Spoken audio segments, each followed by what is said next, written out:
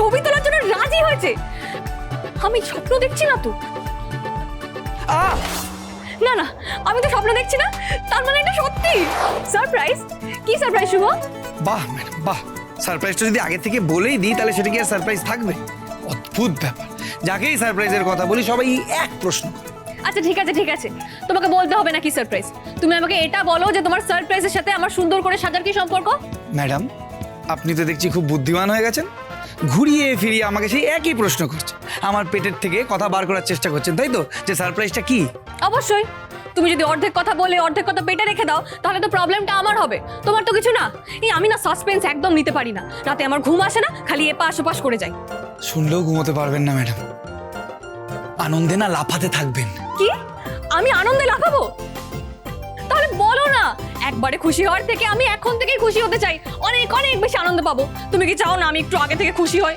Please বলো না শুভ, please. আচ্ছা আচ্ছা বলছি, দেখুন কালকে যদি সকালে উঠে আপনি সুন্দর করে রেডি হয়ে থাকতে পারেন তাহলে স্যারের সঙ্গে কি? স্যারের সঙ্গে কি? একটা সেলফি তুলতে পারবেন। কি? তুমি সত্যি বলছো? হ্যাঁ ম্যাডাম সত্যি, স্যার আপনার সঙ্গে ছবি তোলার জন্য রাজি হয়েছে। তুমি আমাকে এই খবরটা আগে দাওনি কেন?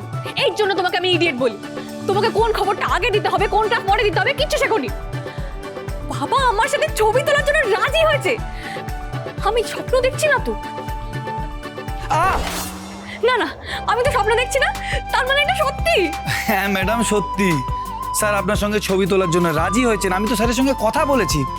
আচ্ছা একটা কথা বলুন তো, আপনি আমাকে চিমটিটা কেন কাটলেন? বারে একটু যাচাই করে নেবো না? থ্যাংক ইউ শুভ, তোমাকে থ্যাংক ইউ বললাম চিমটি কাটার পর। খুশি তো? হ্যাঁ খুশি ম্যাডাম। আসলে আপনি সেদিন মন খারাপ করেছিলেন না যে স্যারের সঙ্গে আপনার কোনো ছবি নেই, আপনাকে আর মন খারাপ করে থাকতে হবে না। আচ্ছা ম্যাডাম, আপনি তো আমাকে আসল কথাটা বললেনই না, আপনি রেডি হবেন তো? আমি রেডি। এইবার তুমি দেখো শুভ, কালকে আমি কি সুন্দর করে সাজি। কে ওখানে? তুমি কে? আমার দিদি কোথায়? ভূত ভূত!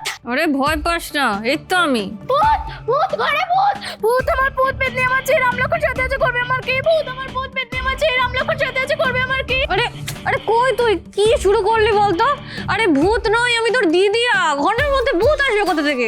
তুমি মিথ্যা কথা বলছো, আমি জানি তুমি ভূত। কিন্তু মহা মুশকিল হলো, বলছি তুমি ভূত নয়, শুধু ভূত ভূত করে যাচ্ছে। বিশ্বাস না হলে লাইটটা জ্বালিয়ে দেখ না।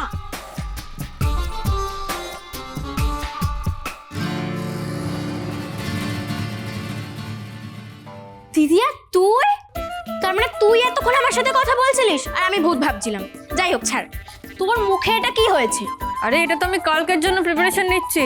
কালকের দিনটা আমার জন্য খুব স্পেশাল।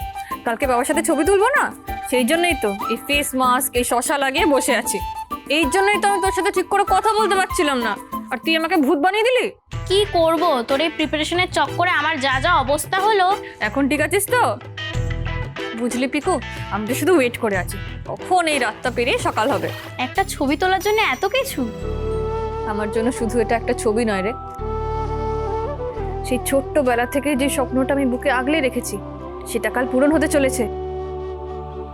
আমি আর আমার বাবা দুজনে একসাথে এক ফ্রেমে।